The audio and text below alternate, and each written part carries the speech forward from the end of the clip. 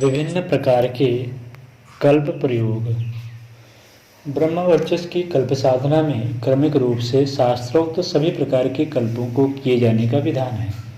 प्रारंभिक रूप में उसका एक छोटा स्वरूप भाप द्वारा पकाए गए एक ही अन्न के आहार का पूरी अवधि में सेवन तथा एक ही औषधि के निर्धारित मात्रा में नित्य प्रयोग के रूप में बनाया गया है।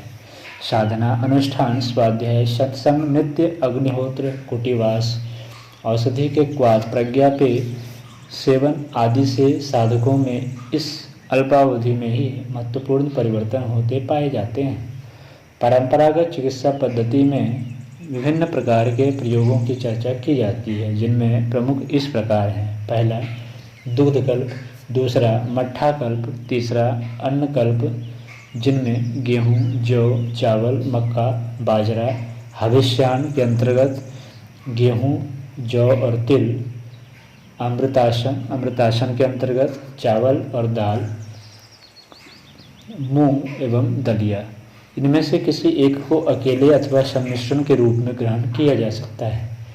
चौथा है फल कल्प, जिसके अंतर्गत आम, खरबूजा, पपीता, छुहारा, जामुन, संतरा, शहतूत, फालसा, सेब, नाशपाती, अमरूद तथा शरीफा।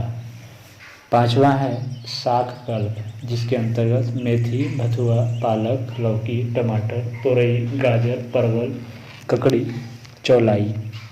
छठा है औषधि कल्प, इसके अंतर्गत गिलोय, ब्राह्मी, शंखपुष्पी, अश्वगंधा, शतावर, आंवला, हरतकी, निर्वुंडी, तुलसी, बिल्व, त्रिफला, विधारा, पलास, मूसली, सालमली, भृंगराज, अमलतास तथा चौक चीनी।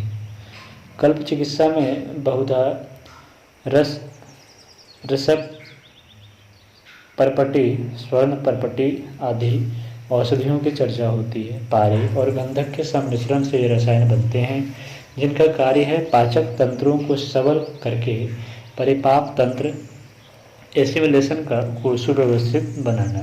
रसायन होने के नाते इनका प्रयोग भले ही आयुर्वेद सिद्धांतांतर्गत प्रतिपादित कल्प चिकित्सा में होता हो, सौम्य कल्प साधना में इनका प्रावधान नहीं बताया गया है। काष्ठ औषधियों की गुणवत्ता अपने स्थान पर है, एकमात्र उन्हीं के प्रयोग से भी शरीर तंत्र का शोधन संभव है। परपटी का प्रयोग सभी को अनुकूल भी नहीं पड़ता। ऐसी अवस्था में पाचन तंत्र को थोड़ा विश्राम देकर ही खाद्य के प्रयोग से पोषण करने का सिद्धांत ही ठीक बैठता है। साधक की प्रकृति के अनुसार निर्धारित आहार औषधियाँ इसी कारण तथ्य का समुचित अनुपात में परिपाक करती हैं और जीवनी शक्ति बढ़ाती देखी जाती हैं। यहाँ संक्षेप में उपयुक्त 6 प्रकार के कल्पों में से कुछ का विवरण दिया जा रहा है। प्रत्येक में मूल सिद्धांत एक ही है। एक आहार की 1 माह की आस्वाद साधना, कृत्रिमता से दूर प्राकृतिक जीवन की ओर चलने का अभ्यास। इससे वे साधक तो लाभान्वित होंगे ही जो स्वस्थ हैं, पर अपनी अंतः सामर्थ्य को और बढ़ना चाहते हैं। वे रोगी साधक भी निरोग हो सकेंगे, जिन्हें सूक्ष्म रूप से अवस्थित उन विकारों की जानकारी नहीं है जो उनको कमजोर मनस्थिति का और अशक्त बनाए हुए हैं।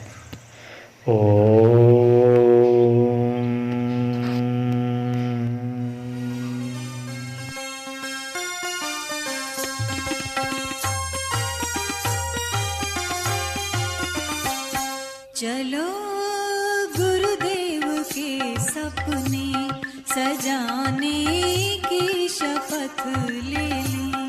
चलो गुरुदेव के सपने सजाने